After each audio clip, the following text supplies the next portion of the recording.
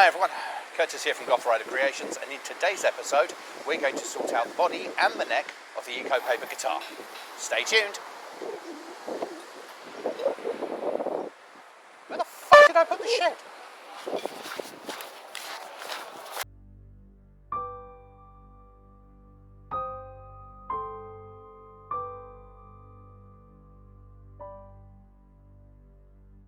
So, at long last, we're back. I do apologise. I know it's been a while between going away for a couple of weeks with Mrs. Goth Rider. First holiday in like 5 years since COVID, so 2 weeks in the sun had to be done, so that was a definite. We've had to run around and see a lot of the family, so most of the weekends have been taken up. Even managed to get a long weekend in Cornwall to see some of Mrs. Goth Rider's family. I'd also planned to go and see a certain YouTuber, and unfortunately it didn't happen. Last minute, it was just a case of having to get home. So Paul, I do apologise. Hopefully at some point we can meet up down in the future, but it just wasn't happening that weekend, unfortunately. If you haven't already seen his channel, please go and have a look. I mean, why am I saying that? He's got like 3 times as many subscribers as me. But I'm not bitter, honest. I mean, you know, he probably is a bit better looking than me. He's definitely in better shape than me. He's got much better tools than me.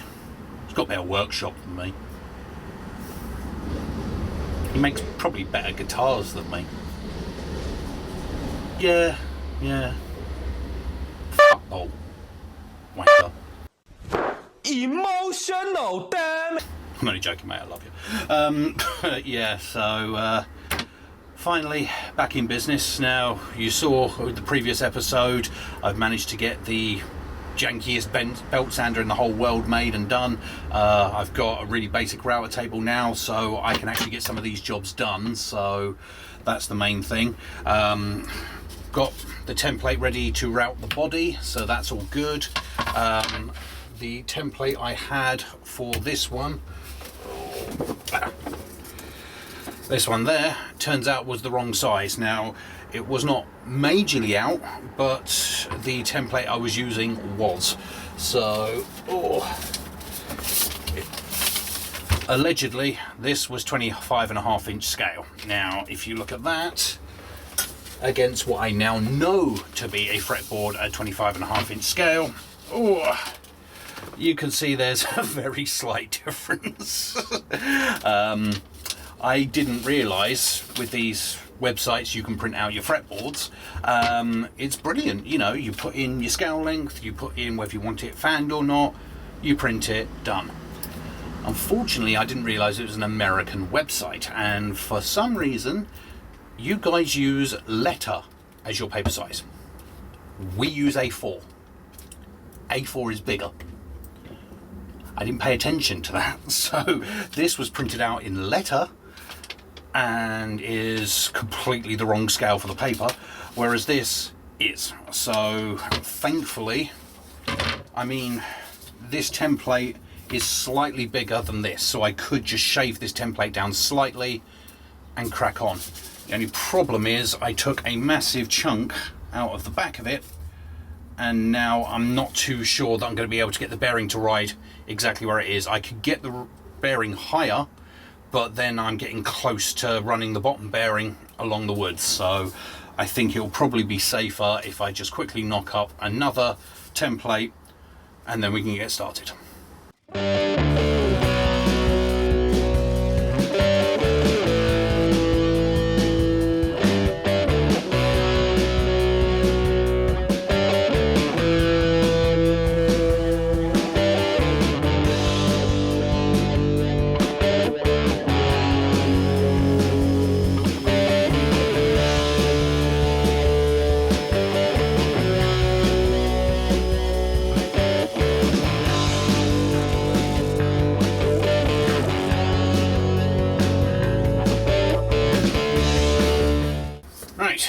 And there we go, nice and easy, simple little template. So that's all done. I reshaped the headstock a tiny bit because the other one looked a little bit thin, so I was trying to make sure I have enough meat for the nut and everything.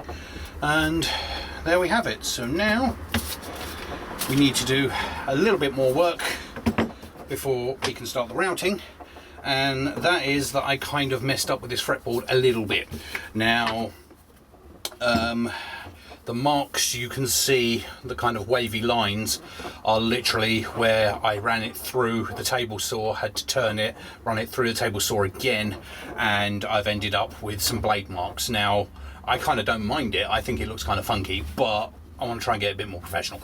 So the other issue is that where I've just literally used the DA sander, it's not level all the way down. At its thickest part at the end, it's nearly 7mm thick. Up here at its thinnest point, it's about 5.5mm thick. So I need to get it all as level as I can get it. So without a thicknesser or a sander, the only way I can think to do it is to literally clean up these edges with the excess resin, so I've got a flat surface, and then run it through my belt sander contraption again and see if I can sort of maybe even mark a line, so then I can kind of get it even. If it's not 100% perfect, it doesn't really matter, as long as I get the rough thickness the same either side, then when I radius it will kind of sort things out, and if there are any high spots you'll feel that as you're going. So I just need to get it a bit more accurate, because yeah, if it's a fraction of a mil out, that's not going to hurt you. If it is 1.5 mil out, it really will. So yeah, what I'm going to do now is shave these edges, get it all parallel, and then just run it through and try and do a poor man's thickness.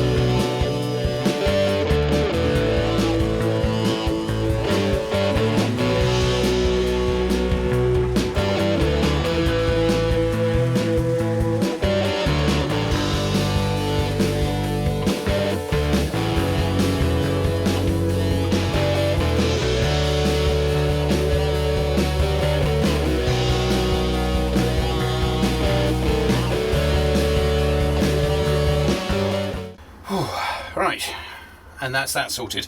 We've got it pretty consistent. I've now got it pretty much 6mm all the way down. It is 5.5mm right at the tiny end there, but most of that's going to be cut off for the thickness, well, width of the neck, length of the neck, whatever. And there is a tiny bit up here, but thankfully I'm cutting off maybe 6mm of that for the nut that's going on anyway, so I think I might have dodged a bullet. So if it's a little bit thin at this top edge, worst comes to worst, when I finish this anyway, I can kind of build up that corner anyway. You will never see it, so it's not going to be an issue, and it's nowhere near where the first fret's going, so crisis averted. I've still got to fill in the pinholes that's there. Unfortunately, with every layer I go deeper, I'm finding more pinholes. Nature of using fabric, so I will have to go back in after the fact with a bit more of the bronze powder and the super glue, but I'm going to be doing powder inlays for the dots anyway, so something I can get on with. So after all of that messing around, finally I can start wrapping this thing into shape. So double-sided tape, get this on there and get this thing sorted out.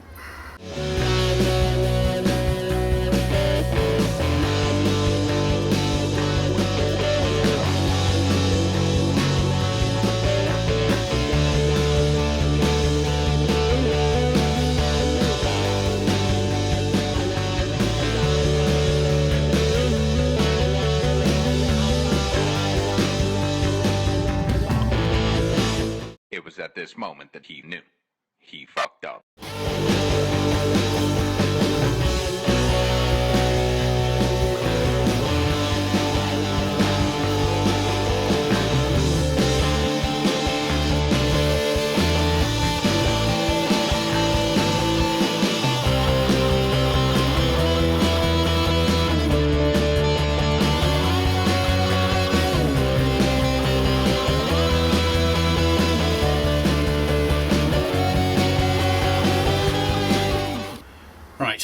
that was officially about as much fun as getting a prostate exam by Freddy Krueger.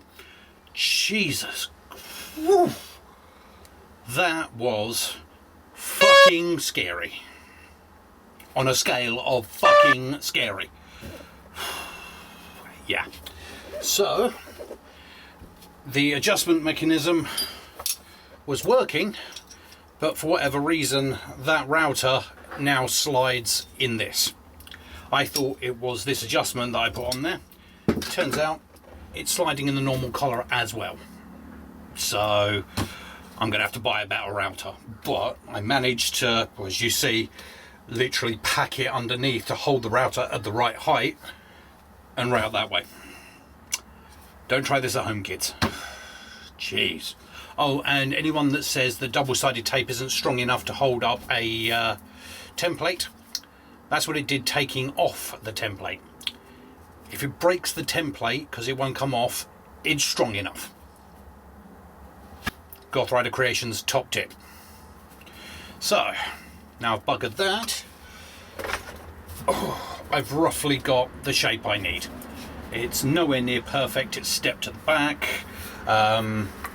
Thankfully, the gouges it did take out was nothing serious. The only gouge it did take out was at top edge here, but I knew I had plenty of meat, so all I'll do is I will just hand shape the headstock, even though it's a headless, and then make sure that the nut will sit right. That's easy enough to work with. So that is roughly about right.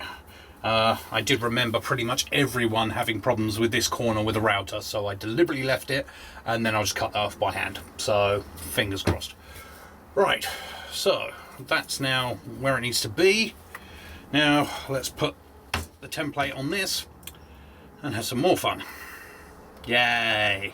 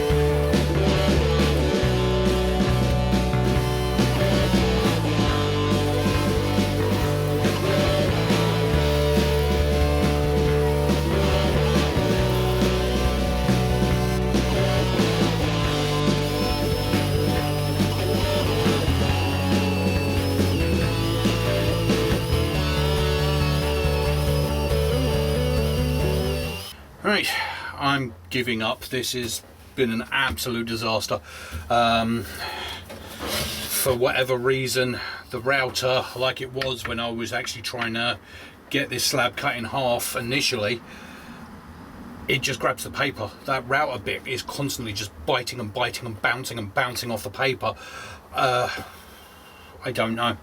I know now why people try and cut as close to and then use the router, because the more material it is, the more chance of it biting. But with the added issue of it being paper, it's just nigh on impossible to route this stuff. I managed to get a convincing route on this side, but it was jumping even then, and it was only about a mil and a half of material, so it's too dangerous.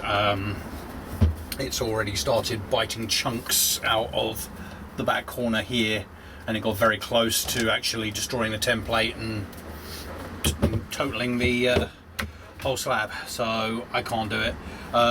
This thing, again, for whatever reason, the paper doesn't sand very well either, so this is just a shit show. It's as simple as that. So what I'm going to have to do is leave this till next weekend, because I've run out of time and it's Sunday. So for you, a few seconds will pass. For me, an entire week. See you in a bit. And we're back. that was not a lot of fun last time, so let's try and do something a bit different. It's been a few weeks now since that video. I have bought a couple of new tools. I am never going to financially recover from this. Managed to get some a nice second-hand one and a couple of bits and pieces, so let's try those. You'll see what I get when we start the filming, and yeah, we'll see what we can do.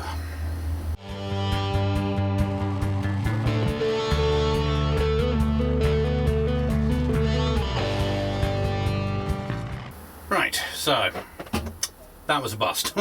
I didn't think it was going to work, but it was worth a try.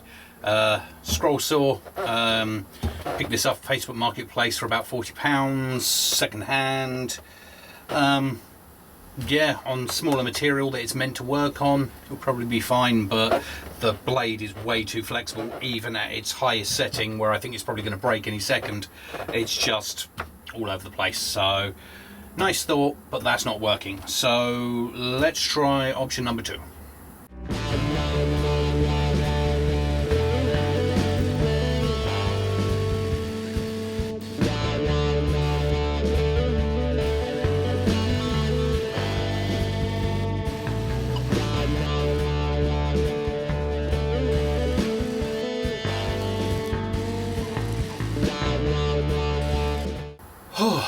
Right, so that actually worked. Amazon giant jigsaw blades.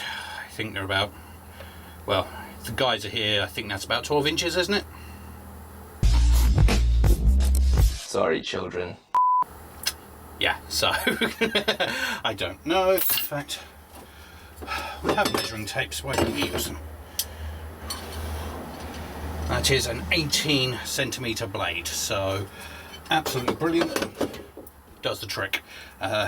Didn't drift nearly as much as I was worried it would do, so we are now cut to within a mil or two of the template. So now we will try my third and final purchase and see if that does the trick.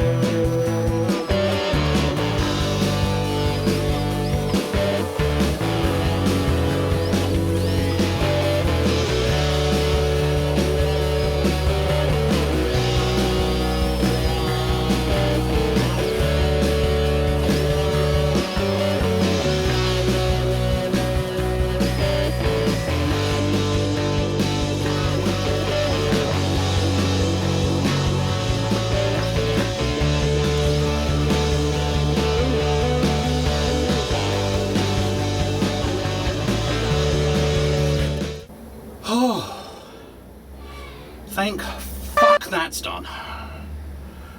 Whew. So yeah, the router's not actually new. It might look like a new toy for the channel. I've actually had that years and years and years. It was given to me for Christmas, God, 6-7 years ago, and it's just stayed in that brown case ever since. I've never actually used it because it seemed a bit big and unwieldy, and I was worried about using it, but at this point it was a case of I need the power. So yes, the router bit though is new. Another Wish special. I think it cost me about £15, and it might not be as good as some of the more high-end, you know, router bits, but seemed to do the trick. On a low power setting, you could see it was skipping a bit, but once it actually got into the cut, it just ground through. Yeah, so we've finally got it. So it is looking so much better now. It will need touching up in a few spots, and the back edges are not 100%. So I'll probably go through that with a rasp or something. There's not much more I can do with the router anyway, because it's got square lines rather than, excuse me, rounded ones. So yeah, that is finally as done as I can get it. Oh yeah, yeah. And yep, neck is pretty much sorted. So now we have the makings of a guitar. Very basic makings, I will grant you, but makings. So yes, apologies I didn't actually achieve a lot in this episode, but this is a lot further than I've been in a while, so this is really good. Next episode I will start cutting out the last of these edges, getting it all completely sorted. The other thing I've noticed from using that thing is this thing isn't actually 100% flat. It actually kicks up a little bit at the back end, hence why I was having trouble actually routing the back part. So I think I might have to make a flattening jig and see about flattening this thing. If it is consistent and it's just slightly wedge shaped to the back, I might just leave it, because as long as it won't mess with the intonation or anything, you know, the string height, I don't really mind, to be honest. If it's slightly thicker at one end and slightly thinner at the other end, who's going to know? Well, except you lot. But yeah, so we'll see what we do with that. If it is an issue, we'll build a flattening jig. If not, I'm just going to leave it. But yeah, we'll get the rest of this cleaned up. We'll get the edges of this cleaned up, and then we might look at seeing about routing out the neck pocket and the other cavities. Whew. So as always, thank you so much for joining me. Please throw us a comment, let us know what you think, apart from, hey, where the hell have you been, you know. But yeah, please subscribe if you haven't already. I'm gonna try and get back into this a little bit more. I know it's been a while, but yes, until then, thank you very much for joining me, and I'll see you next time. Take care.